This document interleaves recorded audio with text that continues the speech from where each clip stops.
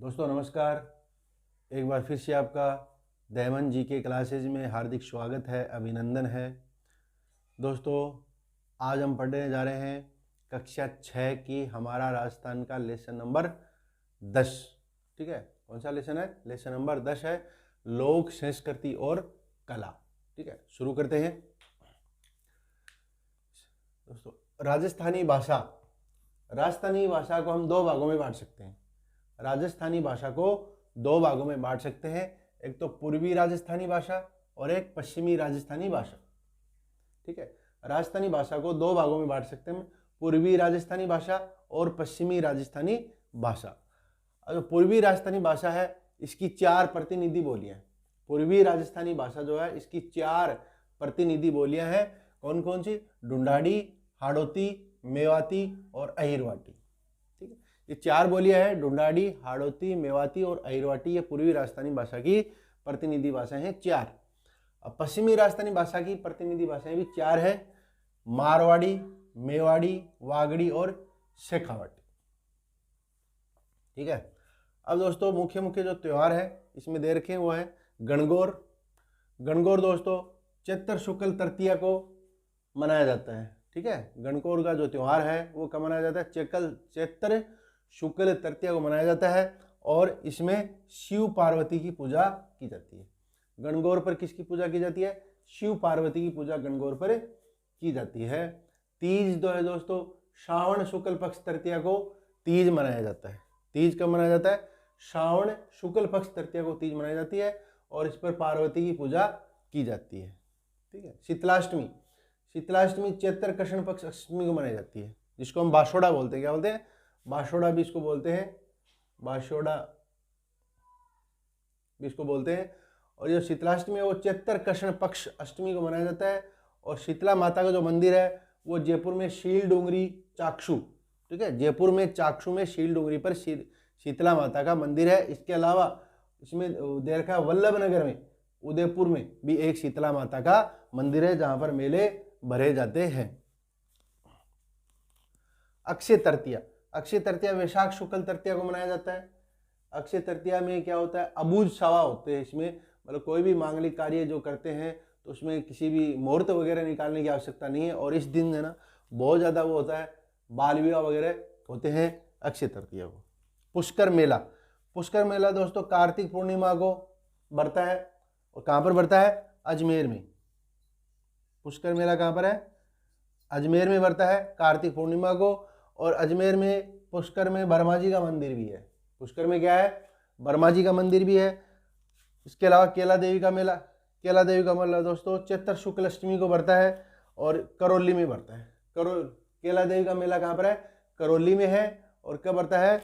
चैत्र शुक्ल अष्टमी को। और इसको लक्खी मेला भी कहा जाता है। ठीक है, इसको लक्खी मेला भी कहा जाता है। इसके अलावा महावीर जी का मेला ये भी करौली में बढ़ता है, महावीर जी का मेला।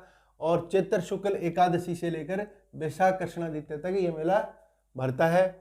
महावीर स्वामी की भव्य लाल रंग की प्रतिमा यहाँ पर स्थित है।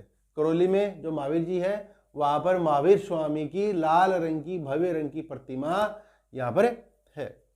कोटा का दशहरा मेला, कोटा के महाराव दुर्जन साल सिंह के शासनकाल में कोटा का मेला जो है दशहरा मेला वो काफ़ी प्रसिद्ध है, राजस्थान में भरना शुरू हुआ था। हरियाली अमावस्या मेला दोस्तों उदयपुर में भरा जाता है और इसकी शुरुआत की थी महाराणा फतेह सिंह ने 1899 ईस्वी में। इस मेले की शुरुआत किसने की थी? महाराणा फतेह सिंह ने की थी। कब की थी? 1899 में। ख्वाजा मोइनुद्दीन चिश्ती का उर्स दोस्तों सर्वधर्म सद्भाव का प्रतीक है, अजमेर में है ख्वाजा मोइनुद्दीन चिश्ती की दरगाह। और ये रजब माह का पहली से लेकर 6ठी तारीख तक ये मेला बढ़ता है। उर्स लगता है कब? रजब माह की पहली से 6ठी तारीख तक ये उर्स होता है। और दोस्तों वेणेश्वर मेला है वो माघ पूर्णिमा को भरा जाता है। वेणेश्वर मेला कब भरा जाता है? माघ पूर्णिमा को। और कहाँ पर है? डूंगरपुर जिले में है। ठीक है, वेणेश्वर मेला कहाँ पर है? माघ पूर्णिमा को भरा जाता है और डूंगरपुर में है। और ये माही, सोम और जाखम नदियों के संगम पर यह मेला भरा जाता है। वेणेश्वर का जो मेला है वो माही, सोम और जाखम नदियों के संगम पर डूंगरपुर में भरा जाता है। करणी माता का मेला दोस्तों कहाँ पर भरा जाता है? देशनोक बीकानेर में। बीकानेर में देशनोक नामक स्थान पर करणी माता का मेला भरा जाता है। और बीकानेर के जो शासक थे, जो बीकानेर का जो राजवंश था, उसकी अधिष्ठात्री देवी माना जाता है करणी माता को। और यहाँ पर दोस्तों सफ़ेद चूहे पाए जाते हैं, सफ़ेद चूहे पाए जाते हैं, जिनको क्या कहा जाता है, काबा कहा जाता है। क्या कहा जाता है इनको? सफ़ेद चूहों को काबा कहा जाता है। और सफ़ेद चूहे वहाँ पर जाते हैं दर्शन के लिए माता के, तो अगर सफ़ेद चूहे में मिल जाते हैं, दिखाई देते हैं, तो वो एक शुभ माना जाता है। ठीक है।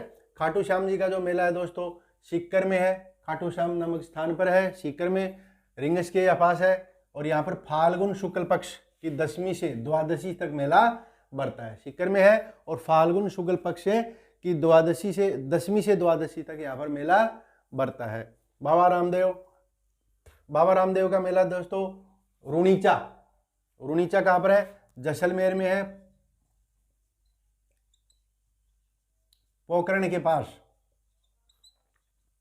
रूणीचा जो स्थान वो पोखरण के पास है, जैसलमेर में। यहाँ पर बाबा रामदेव का भाद्रपद शुक्ल द्वितीय से एकादशी तक यहाँ पर मेला बढ़ता है। भाद्रपद शुक्ल द्वितीय से एकादशी तक यहाँ पर बहुत बड़ा मेला लगता है। और यहाँ पर लाखों लोग इस मेले में राजस्थान से और राजस्थान के बाहर से अन्य कई राज्यों से भी बहुत सारे यहाँ पर भक्तगण आते हैं। गलियाकोट का उर्स दोस्तों सागवाड़ा डूंगरपुर में बढ़ता है। ठीक है। कहाँ पर? सागवाड़ा डूंगरपुर में। और ये यहाँ पर गलियाकोट में क्या है? फखरुद्दीन मौला की दरगाह है। ठीक है। फखरुद्दीन मौला की दरगाह यहाँ पर गलियाकोट में है। और ये जो है दाऊदी बोरा समाज, जो दाऊदी बोरा समाज होता है, बोरा समाज, उनका मतलब बहुत महत्वपूर्ण केंद्र है, उनका आस्था का बड़ा केंद्र है।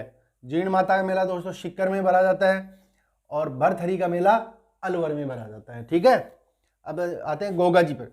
गोगा जी जो है दोस्तों राजस्थान में 5 पीर माने जाते हैं। ठीक है। राजस्थान में पंच पीर बोला जाता है। 5 पीरों में कौन कौन आते हैं? बाबा रामदेव जी, पाबू जी, मेहा जी, हड़बो जी, गोगा जी। 5 जो है पंच पीर माने जाते हैं, रामदेव जी, पाबू जी, मेहा जी, हड़बू जी और गोगा जी। ठीक है। तो गोगा जी का जो मेला है वो भाद्रपद कृष्ण नवमी को बढ़ता है, गोगा नवमी हनुमानगढ़ में। ठीक है। जो भाद्रपद कृष्णा नवमी जो है उसको क्या कहा जाता है? गोगा नवमी कहा जाता है। और इनका प्रमुख मेला है गोगामेड़ी हनुमानगढ़ में। कहाँ पर? हनुमानगढ़ में गोगामेड़ी नामक स्थान पर इनका मेला भरा जाता है दोस्तों। तेजा जी का भाद्रपद शुक्ल दशमी को मेला भरा जाता है परबतसर में। परबतसर कहाँ पर है? नागौर में। ठीक है।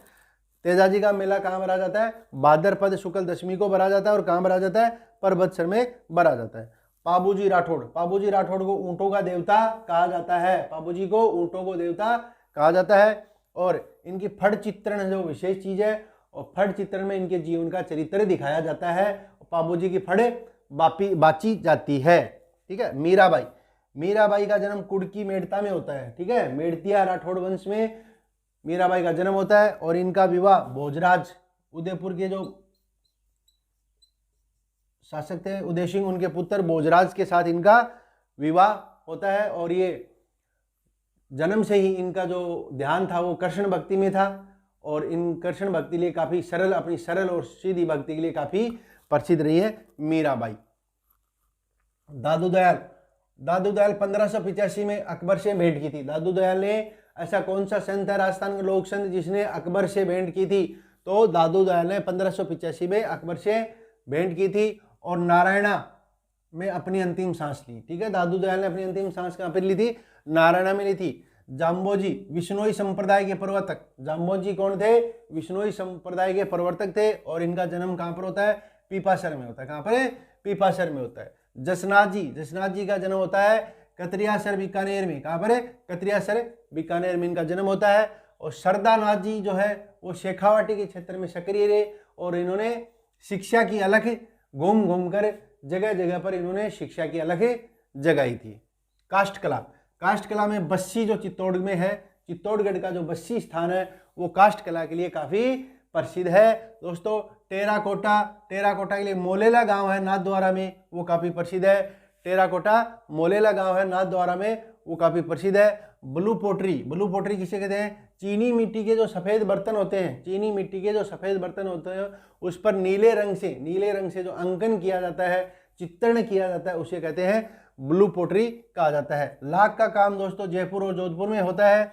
कपड़े पर छपाई के प्रमुख केंद्र है राजस्थान में बगरू, सांगानेर, अकोला, बाड़मेर, कालाडेरा, पाली और बस्सी जो क्षेत्र है वो कपड़े पर छपाई के लिए बहुत महत्वपूर्ण केंद्र है। कशीदाकारी एवं गोटाकारी, कशीदों में पशुओं के चित्र अंकित किए जाते हैं। कशीदों में क्या होता है, पशुओं के चित्र अंकित किए जाते हैं। और पेचवर्क क्या होता है, छोटे छोटे टुकड़ों से बनाया जाता है, जो कि काफी राजस्थान में प्रसिद्ध है।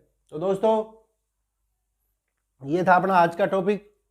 मिलते हैं नेक्स्ट वीडियो में नेक्स्ट टॉपिक के साथ, तब तक के लिए नमस्कार।